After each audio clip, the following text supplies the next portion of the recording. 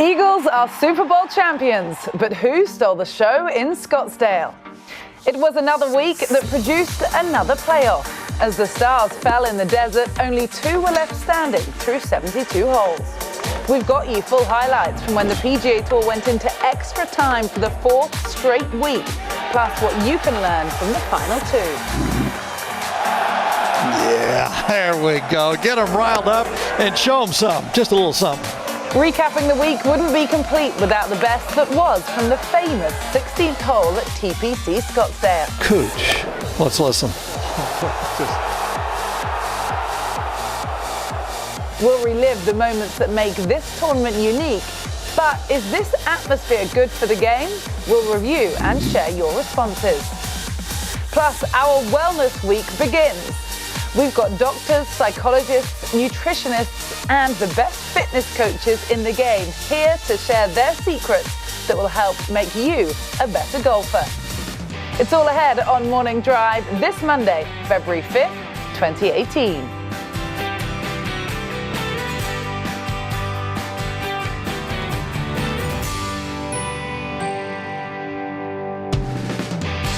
And a very good Monday morning to you. Hey, we've got a new addition to the crew this week. Tom Abbott joining us for an early cup of coffee the next few days. Don't drink coffee, I just told you that. Cup of tea. Yeah, I should know I don't that. even drink tea, Brit as well. I don't drink tea. Cup of water, whatever it takes. Sparkling water, please. Sparkling water. Cara Banks, Tom Abbott, our professionals, Paige McKenzie and Robert Damron. But my goodness, what a night. Did you guys stay up to watch the game as Eagles became Super Bowl champions for the first time ever? What a night. I stayed up and the TV stayed up. I eventually fell asleep. The TV was still on. Were you going to throw this TV down or something? Were you annoyed?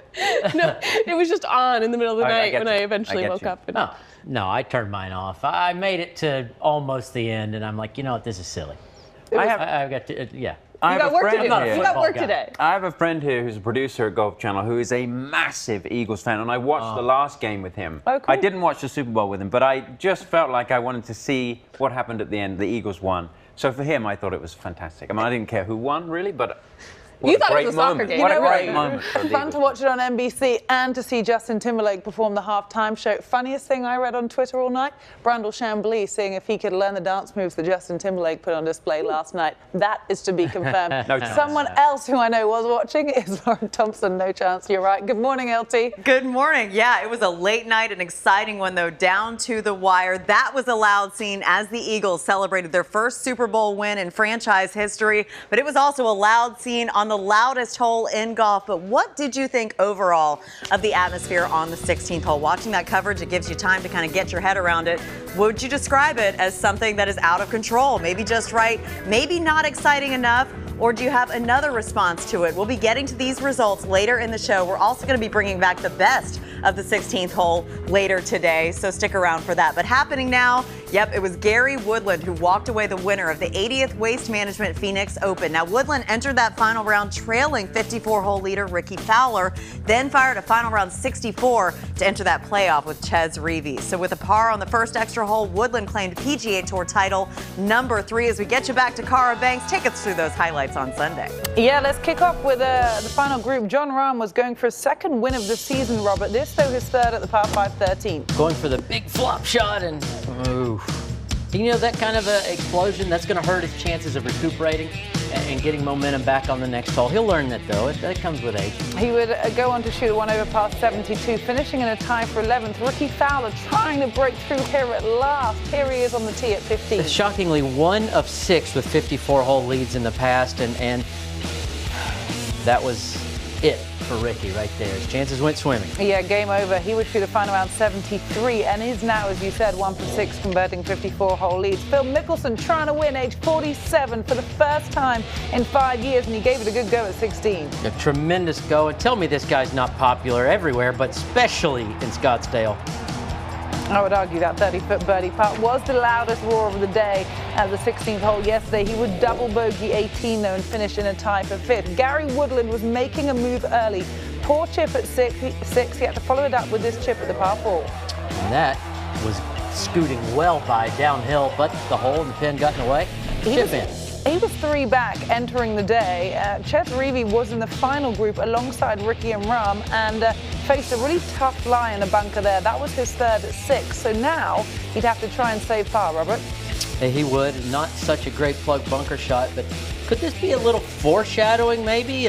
Woodland chipped in on this hole. Now Ches Reavie chipped in. Unbelievable, from the local boy that used to work at this event as a standard bearer for years as a kid. We'll move ahead though to 16. He birdied 15, Woodland now going for 2 in a row.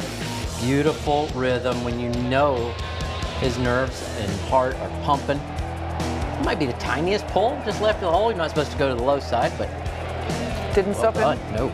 Didn't stop him converting. He'd make birdie. He'd moved to 6 under on his round and 17 under for the tournament.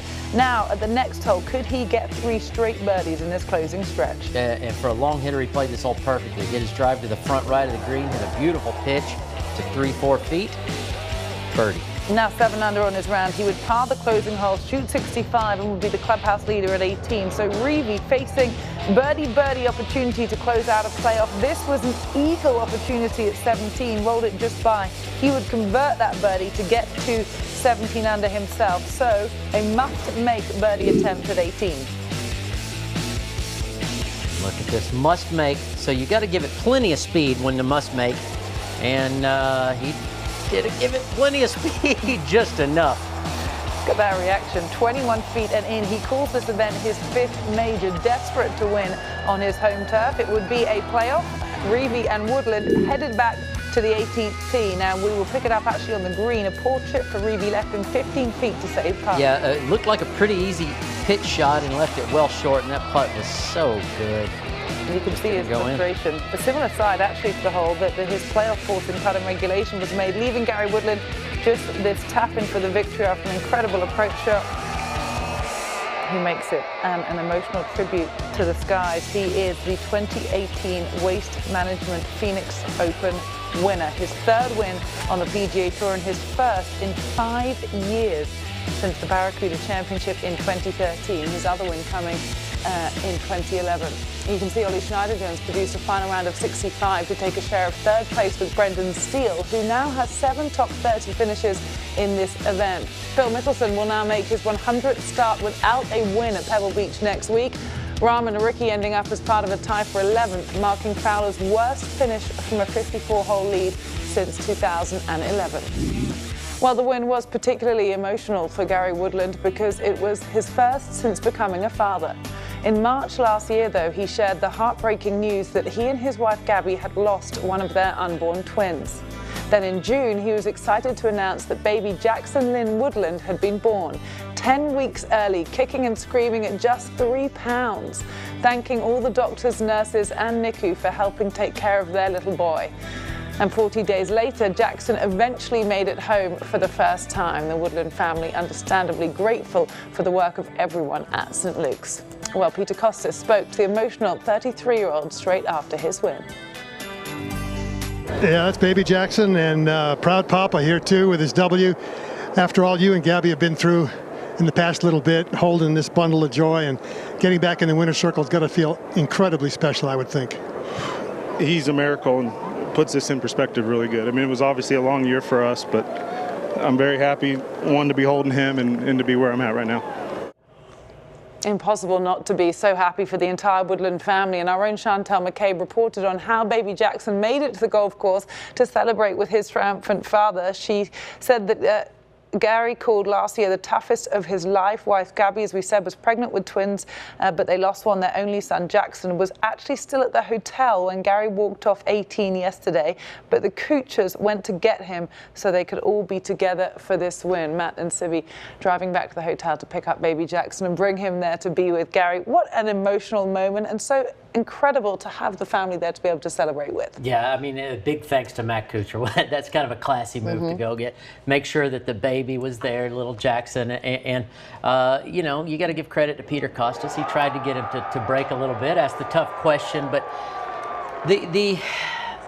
we can't imagine what that's like going through. I certainly can't, and all that. And I've got to think that getting to the range, you know, later last year after Jackson was born healthy, and getting back into tournament golf had to be therapeutic. Just going to the range and hitting balls, working on his swing. We know he's working with Butch Harmon some, and I thought he kept his emotions together so well yesterday that really the practice and that time on the range, time to reflect, time to himself, kind of showed in his attitude yesterday. He said this new season couldn't get started quick enough because he could put last year behind him and move forward as a happy family of three that they are now. He gave Butch a lot of credit, said Butch and he had battled through things for 5 years with a couple of outside influences. Brad Faxon, Pete Cowan being a huge help on his short game. What part of his game impressed you the most yesterday and across the whole week? Well, the biggest and most important thing I took away was his steadiness of his attitude. We saw in the highlights earlier, we saw John Rahm. That is the opposite of what we saw from Gary Woodland. And he made a couple bogeys earlier in the day.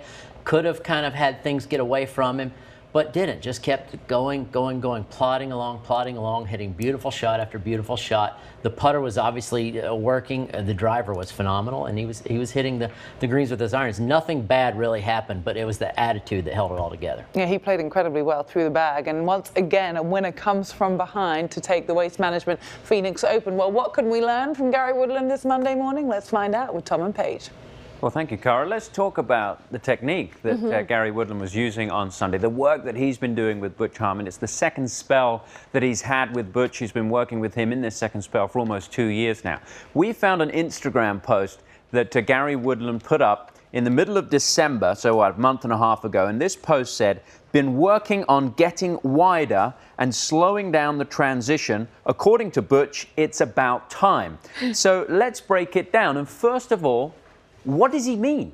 Well, first, width. Let's talk about width.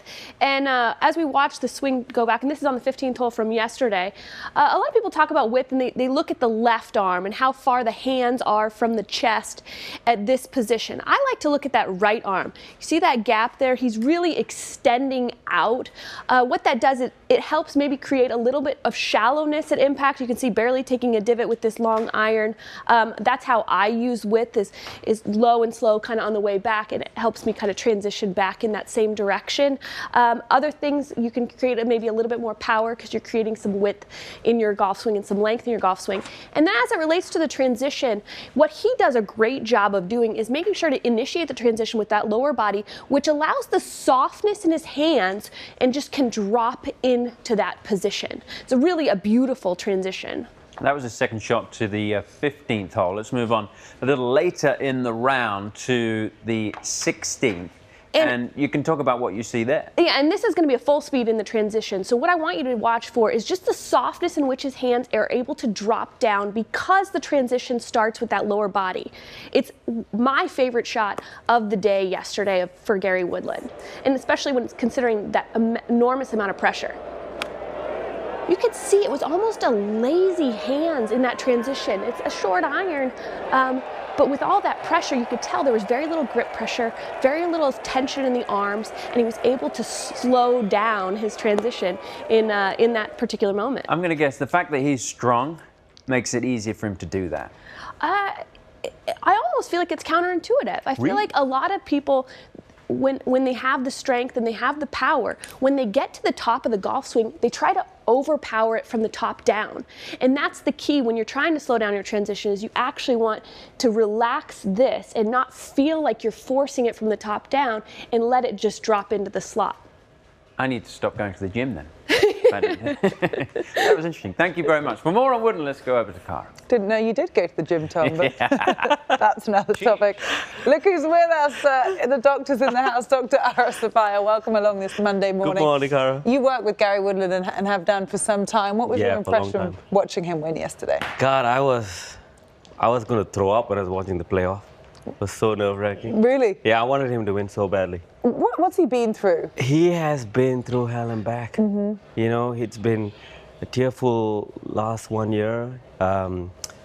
Just a lot went through, you know, the loss of the first child, hanging on to dear life for the second. And even when he came out, you know, there was a lot of questions about, is he going to make it through? And, you know, brain scans, checking the eyes, checking the lungs. After he was born, he had a blockage in his stomach, had a surgery. So about time he won, because his son's a much bigger fighter than his dad is. So I was like, Gary, good win. So baby Jackson really had been through the ringer, but is a very healthy, happy baby now, who we were delighted to see yesterday. Well, you're here for another reason as well, because it is Wellness Week on Morning Drive. Yeah, we have got a hugely packed agenda for you across the next few days, but the doctor is here to set it all up for us and tell us what we can expect. You know, so Gary, I'll give you an example. About 2 weeks ago, he takes a week off, he stays in Scottsdale, and works on 3 things. So I work in the ER, and so we call EMS, Emergency Medical Services, but I use the same 3 letters, EMS, eating, moving, and sleeping. Okay, and that in itself is what wellness is about. So it's a wellness, the word is nebulous, but effectively it means how you're going to be well. And that is, you've got to pick the right fuel for the body. You got to let the body recharge and recover, and then you got to use it for what it's made to move. It's made to do, to move. Okay. So this week there's a lot of different avenues. I know that behind the work the producers have done some amazing stuff to prepare for this week. So you tune in every day and make some notes. Okay, so we're going to be told how to eat better, how much to move and what to do, and sleep. Always key. Free medicine. That's what he always tells us. Yeah. Okay, we've got doctors, nutritionalists, fitness experts, sports psychologists, everything you can imagine. Part of our show every single day this week, so we can't wait to get it kicked off, LT. And sleep, that free medicine, probably something not a lot of us got yesterday with the Super Bowl going on at night. However, diving into the tee sheet, still on the way with Wellness Week officially off and running, we're going to introduce you to some effective products you should consider when it comes to your health. We also are not done with Dr. Ara Sapaya yet, as this go-to medical professional to the tour pros gives us the key factors on food labels you're likely not paying attention to, but you should be. And as Cara told you moments ago, our week, our theme, it's all-encompassing one. But so will this upcoming Watch and Learn demo from Sunday at TPC Scottsdale, a mind, body, and soul lesson based on Ches Reavie and the eventual winner, Gary Woodland. Plus, it wouldn't be right to send you off this Monday morning without a kickstart reminder of what just went down on the loudest hole in the game, an encore of the best moments throughout the week on the 16th hole that will have you wishing the Waste Management Phoenix over wasn't done yet. So stick with us on Morning Drive. Be sure to also get your vote in, describing the action on 16. Some good responses coming up today. This viewer, Fred, saying the atmosphere, it's rowdy, but I think it's okay because it's in its own stadium. Lots of opinions just like this. So cast your vote with that poll question. We'll have those results later. Morning Drive on a Monday, back in just a bit from Studio AP and our whole crowd joining us. Dr. Ara Sapaya, you ready for this week? I can't wait. How would you grade your wellness? Where are you on that wellness scale? On a scale of 1 to 10? Yeah. I'm like a 9.5. Oh, I'd hope so. I'm up there, yeah. Why are you sucking a 0.5? So